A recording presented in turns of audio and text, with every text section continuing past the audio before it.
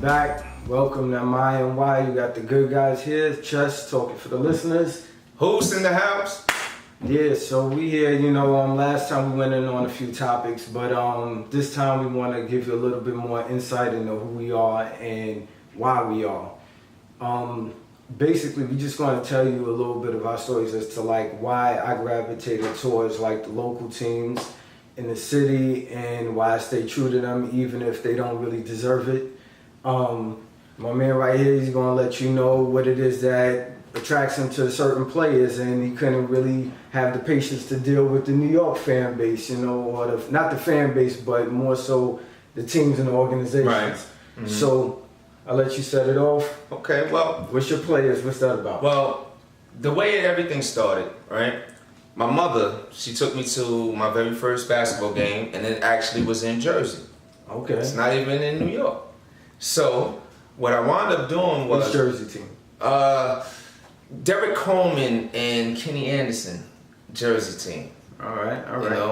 And they actually was playing the Lakers. My mother knew I was a big Magic Johnson fan. And you look like Magic back in the day. I had a fro. I don't got no hair now. You know what I'm saying? My hair is gone, but hey, I'm still looking like Magic then. There you go. And that ain't a bad thing. So she took me on a trip. Her job is going on a trip, mm-hmm. and we got to go to Jersey. We saw Magic Johnson, James Worthy, Byron Scott, and it was Divac. Kareem retired. He just retired, and I got to see them play against Derek Coleman and Kenny Anderson. So it was and I was a huge Magic Johnson fan. So that's how everything started for me. That was my player, and when he retired, it left a void.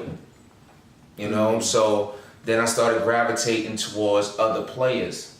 So after Magic retired, I believe I went to Clyde Drexler. Clive retired. Then I went on I was a Chris Webber fan from Michigan. When Jalen Rose, King, all those guys, the Fab Five, Juwan Howard, so I gravitated towards Chris, and from there I just kept moving on, See, I got my Kobe jersey on, y'all, you know what I'm saying? I'm a big Kobe fan, and right now I'm at a point where I like a lot of guys that's in the league. I'm a big Steph Curry fan. I'm a big Kyrie fan. I like the tough guys. I like Draymond and I like Tristan. With everything that's going on with those two guys, but I like them both. So I'm just all about supporting the players. Yeah, you was always down for the underdogs too. Yeah. So I'm not surprised that you mentioned Tristan and Draymond came into the league, as an underdog. He was drafted number 35, so a lot of people didn't know he was going to be what he turned out to be. Right. So that's always a good thing, But it's always interesting to hear different people's perspectives because, like we said, call it my and why. So there's a lot of different fan perspectives and just people that could care less. Back in the day, mm-hmm. you had a lot of people that they was going for the Bulls, never been to Chicago. Yeah. Because they was one Jordan. of those people. I was one of those people. Mm-hmm. And I wanted to go, I always wanted to have a home basketball team. But the Knicks just didn't feel right to me. Okay. Okay. I respect the grittiness of the Masons, the Starks, the Ewan and Oakley and Mason, all of those guys. Mm-hmm. But there was just something that just wasn't there for me, So I was still kind of searching. Okay. But I was always down for the other home teams, as far as the Yankees, the Mets, the Giants. The Jets were negligible. I could take them or leave them. It don't matter. And I was never into hockey. That was not my thing. So if the Rangers did well, that's cool. I'm fine with it. Islanders, could care less. They got even further and further out of the city. But it's what it is. But for me, with the local teams, as a little kid growing up in the 80s, I was introduced to the Mets first. Okay. So being put on to them with the Mets, had the Mets hat, the Mets jackets, everything like that. Going to the games, I grew a love for them. Mm-hmm. As I got older, I started to notice and collecting baseball cards and still having all my Topps cards and, the other companies that were coming out with them. I was like, wait, there's another team in the city. It's like pinstripes look kind of cool. Yeah. You had your Dave pinstripes. Yeah, kidding me? You had your Dave Winfields, you had your Don Mattingly. You had those guys, and I was like, yeah. Mm-hmm. That it felt right to me, but because my family was on the Mets tip, I was like, all right, I'm gonna roll with the Mets. I got love for them, still got love for them, but I'm very realistic about who and what they are. Right. So it is what it is. And now in 2018, they still who and what they are. But in the 80s, they were good. They were really good. Oh, yeah. But that's the only decade they were really good. They won in '69, but I think probably for like the majority of the decade of being consistently good, I think it was only in the 80s. Right. But just on my own, I gravitated towards them. So then by the 90s come around, and you got Bernie Williams, you got Paul O'Neill, you got Scott Brocious and all these other guys come in. And then of course there's Jeter. So now he comes along in 95 and like perfect. I mean, he's my second favorite athlete after Jordan. Okay. So all time. And that's just greatness. Like you're not gonna find that. So being that you like these teams, right? What made you gravitate to Jordan and the Bulls? He was the perfect blend of substance and flash. So I kind of fell into your realm as far as loving, a player that made me gravitate towards the Bulls. Mm-hmm. Then I learned Scotty, and then you learned about Bill Cartwright, and you have B.J. Armstrong, and you have Paxson, and all of those guys. Horace Grant.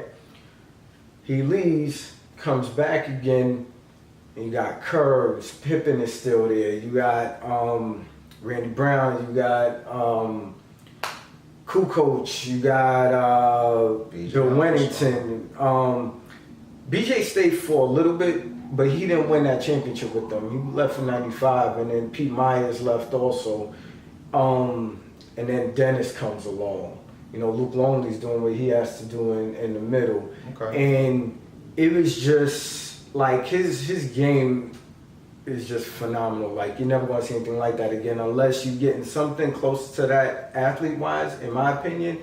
Would be Derek Jeter, even though it's two different sports, but just the approach to the game, the excellence, the consistency, that's all it is, So, but we were fortunate to have Jeter in the city, so I was able to stay in the city as far as baseball, but I was still roaming and searching around or whatever, so then still being in your realm, AI. Track after Jordan left, in '98, before he got down with the Wizards. I remember that. AI going, doing his thing with Philly. Mm-hmm. Love that guy. The flair and everything he played would remind me of a little bit of Isaiah Thomas, but, with the heart of Jordan. Right. Right. He's just tough, so always rooting for the small guy, a little bit of underdog, but, he was always still a favorite. And then I'm taking a look. I'll be peeking over in Jersey, watching them. Coleman, Van Horn, Kittles, all of those guys. Kenny Anderson, Drazen Petrovic. The Nets always had a squad, but for whatever reason, they could just never really put it together. When Marbury was there, it was fun to watch, but they wouldn't win. Kid comes over, game over. Right. I become an official Nets fan. It was beautiful basketball, the defense, the ball movement, it was beautiful to watch. And even after he left and we fell off, I just stayed. Yeah. I just stayed. So I think we all got a little bit of the player fan in us that attracts us to other teams. And we all have, maybe a little bit of, you root a little bit more for your home. But I'm hardcore home, and Brooklyn Nets now, New York Yankees, New York Mets. And I hear you. Yeah, I'm still keep on traveling because I like different players, and I've always been like that. You know, like I said, Clyde Drexler. You know what made me actually fall in love with Clyde Drexler? It was a playoff games. Actually, I think it was the finals against the Bulls, and he dunked it on Scottie Pippen. And the way he dunked it was so crazy to me. I was like, wow, that guy is, even though he was number 2 best shooting guard in the league, you know, behind Mike, because I can never say Mike isn't the best. No, he's the greatest. He's the greatest, you know, but it was the style of Clyde that just caught my attention, and I had to take it from there, you know. And once he left, like I said, I went to Chris Webber. Who else was there? It's Kobe. Kobe left now. I like Steph. I like Kyrie, so I'm going for Golden State and Boston, you know. I like both of those teams. I like the core that they got with the teams, you know. And I love the dirty work guys. I love the Tristan Thompsons, the Marcus Smart guys. I like the Draymond. Well, Draymond, is he considered a dirty guy? Yeah. I mean, minus hitting in the private parts. Nah, I mean he does the dirty work for that team. He's a glue guy. He's like the ultimate glue guy though, like with like all-star potential. That's why they're so dangerous. Yeah, you know. So I mean, it's just a slew of guys that I like to watch play. You know, and any given night I can go for their team. You know, it depends on who they're playing, the matchups. You know, I just like to see good games. I don't like to see people just lay down and get rolled over. You know, so, and that's where I'm at with it. I mean, like again, I fall into your realm a lot of times too, because like as much as I love the Nets, I know I'm realistic about them as well. Like, I mean, they are on the come up, so I stand by anything I've ever said about them, and they definitely on the rise. They're making great moves now, but for a long time, it took them a while to find their way, and it always starts with ownership. Ownership has to find the right team president, then you have to find the right general manager, got to find the right coach, and then the players come. So with them, they're limited right now, and they're trying to get to where they need to be. So I'm down for them all year, down for them in the off season. But when playoffs come around, we on the same page. I'm going for the Warriors because I'm a player fan as well. I got some of that in me, and I love Steph. Like, Steph is the truth. And again, like how you said with knowing that Drexler was number 2 and Jordan was better, but you still like them better, and that's cool. You know, I mean, as long as you can be real and acknowledge like who's who and what's what, you're an objective fan, which means you're an intelligent fan, you're a knowledgeable fan, like most New Yorkers are. True. I can acknowledge that LeBron is the greatest player in the game right now, but I love Steph Curry's style of play. Okay. That ball movement, the way he runs the point, he does try on defense. For those of y'all that think that he doesn't play defense, he does. Also, that shot. Yo, that shot is everything. That shot is a beautiful thing to watch. Yeah. I mean, you moving off screens. The handle. I mean, like, he got the handle. He could shoot. Range, I mean, like, he's not hoisting shots. He's putting like shooting form, getting it off quick, and then he leaves knowing it's good. Yeah. So you got style, you got substance, this flash. Like, the kid got it all. You know, is honestly what makes him not top 2 is probably because Durant is taller than him.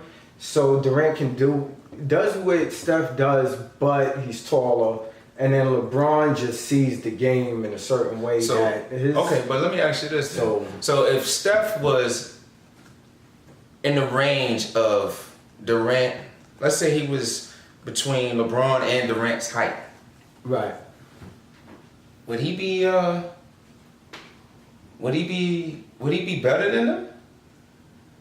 I think that's a valid argument because Steph plays defense. He plays defense. LeBron takes a lot. He doesn't. I mean, they go at him on defense because he's smaller. Right. But he tries. He's not a liability on defense. He's just at best, he's like an average defender. At times he rises to the occasion. He's not locked down. Not everybody's going to be Bruce Bowen, Jordan, or certainly not Scottie Pippen. Right. But he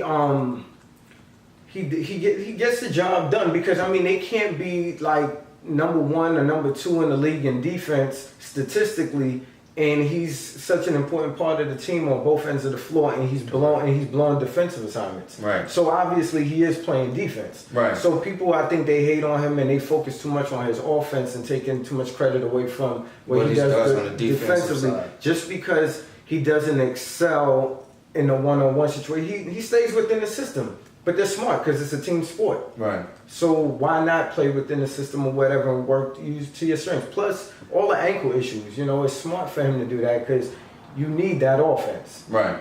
You need it. The way he runs it, the way he shoots, the way he can score inside, outside because of his handle. It's a good argument. Like, you can make an argument that, he is probably proportionately better than Durant. Because if he was Durant's height or closer to it, why not? Yeah.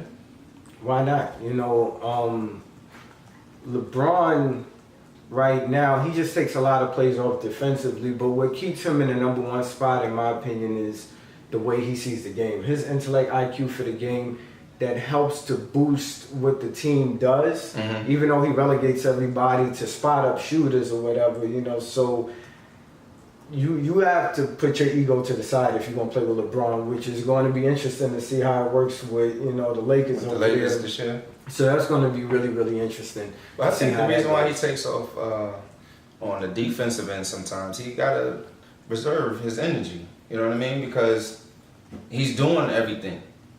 Well, what is he really doing, though?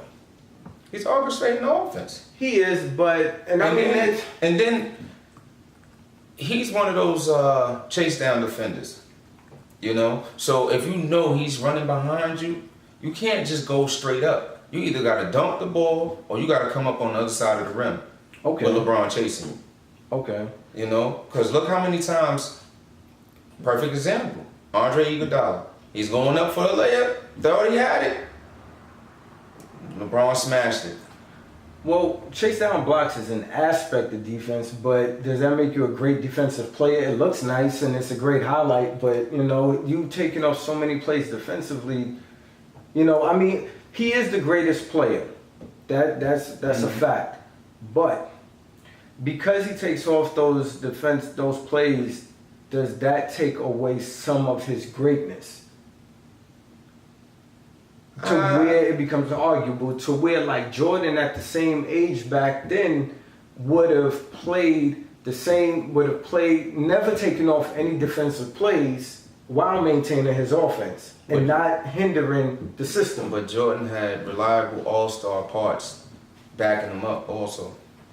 Yeah, well, whose fault is that to a degree? I'm just saying if LeBron, and he's been in the finals 8 straight years, so I'm not, and we've talked about this plenty of times, but if he had the Miami team, and I hated the fact that they did everything that they did with Miami, but if he had that Miami team playing against this Golden State team, and he had the defensive parts and stuff, would he be playing defense a little bit better? Well, I believe so, more so because of his age. So also the fact that Flash would have been, D-Wade would have been on him. Because D-Wade plays defense. Yeah, definitely. I believe so. It's just the fact that just currently speaking, like being that he doesn't, I think that takes a little bit away from the greatness of him right now, and it puts Kevin Durant or whoever, it might be even Kawhi Leonard, when he's healthy, that puts them in, even Steph, if he maintains his health, it becomes a closer argument. We will all be more inclined to still give it to LeBron because we see the impact he has on teams when he's on the squad, but he's not blowing away number 2, 3, or 1 1B or however you want Right, to put him or whatever. But one thing I will say though for him is all right, GOAT conversation, right? Okay. Jordan is the GOAT between the lines. If we're going to compartmentalize it as far as the GOAT conversation, LeBron versus Jordan, I got Jordan, like I said, between the lines, he's the greatest of all time. Mm-hmm. But when you add in him opening his school, the way he goes at Trump, the way he's not afraid to take on social issues, in the defense of those that don't have the same voice and platform that he does. Right. Does that put him into Muhammad Ali realm to where a lot of people feel that while Jordan may be the greatest athlete to dominate any particular sport, but because of the dominance of Ali in the ring, as well as all of the things he did, for the people outside of the ring, does that now get added into the equation and boost him above Jordan as far as GOAT conversation is concerned, as far as athletes in totality? Well, I think it depends on who you're asking, because people's views and opinions are going to be different regardless. Okay. What do you think though? I'm split, because I feel that on the court, is he better than Mike? No. But off the court, I think he is. Yes. I would definitely have to So agree. for me, I'm split, Well, because how do you gauge everything. you had to choose, like, okay, this is your GOAT. Like, I mean, what's your criteria for GOAT? Well, I mean, so it's like we're talking about two different things then.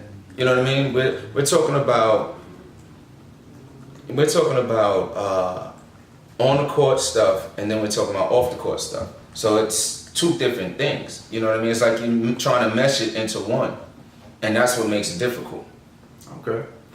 So if for me, I would have to stick to, well, if we're talking about basketball, then Mike is the greatest. He's the GOAT. But if we're talking about off court, then LeBron gets it. Okay. So then let's add How about yourself, though? For me, I'm going to compartmentalize it the same way, right? Jordan is between the lines the greatest basketball player of all time. Mm-hmm. Hands down. I could run off the stats. Anybody want to debate it, I will debate it with you. You can leave it in the comments section. I will debate it with you. We could go in. Mm-hmm. It's a fun debate. It's all good. I'm down for that. But if we're going to add things off the court now, as far as where athletes doing their contributions, right? Mm-hmm. And we add all of it, I have to put LeBron ahead of Jordan. Right. Because as far as business acumen seemingly is concerned, at this stage in his career, as far as all the philanthropic things that he does, he's starting to fall into that Kareem Abdul-Jabbar realm. Business-wise, he's in that Magic Johnson realm. Mm-hmm. And the way he's going at the president, I salute him, because I think that the president is still in reality TV mode, okay, more so than a presidential mode. And the fact that LeBron's actions and the fact that he's not afraid to speak up and things of that nature is good, but he's definitely touching on a lot more aspects of life, as okay, an athlete. And I mean, I personally don't believe in like following an athlete as if they were Malcolm or Martin or Fred Hampton or anybody else. But what if this athlete can become these people? It's possible. I mean, it's possible. Okay. It remains to be seen. But so far, the closest we have to something like that would be Muhammad Ali. because he was willing to go to jail for it. So when these other guys are ready to go to jail for it, then I say you can totally follow them. But you can stand up for the message. You don't gotta go for the athlete themselves, the person who the message is coming through. But if the message is coming through a certain way and you see it's bringing forth a certain response to people or from people that you know clearly isn't reasonable or correct and or fair, then that is what I believe you get behind that. Right. So, and I think LeBron is kind of falling into that realm.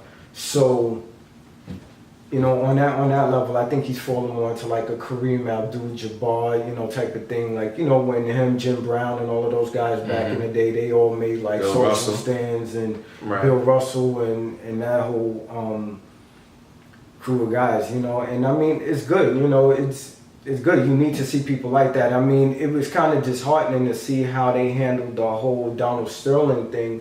You know, I believe that they should have just totally shut the league down. That, you know, that's just my opinion, because you gotta let it be known, like, you know, you're men first, you know, and that's not going to be tolerated. But, you know, that's how they chose to handle it back then. But I'd rather them speak up a little bit than not at all, and then hopefully there'll be more to come. But that's school. I salute them for that. Yeah, I definitely salute them for that. I promise school. As far as Kaepernick and LeBron teaming up, I think that they just supported each other through Twitter, you know, because, well, no, it goes further than that, because a lot of people was taking a knee and everything at the national anthem at NBA games as well. Right. You know, and if I remember correctly, I think they wore T-shirts or something to the effect to support Cap, because he's, you know, clearly being blackballed. Right. And, you know, hopefully what the NFL players have to do is more collective. Like LeBron can hop out by himself and make statements and put things on Twitter, go after the president because of his clout and celebrity-driven nature of the NBA. Right. This celebrity with the NFL as well, but because you don't see their faces as much because of the masks and everything, and also they can't go overseas to play football. I mean, I doubt they're going to take off all the padding and go play rugby. Right. They don't have the same earning potential, so I think it kind of scares them or whatever. But I think that's how they, like LeBron and Cap collectively do some type of business together.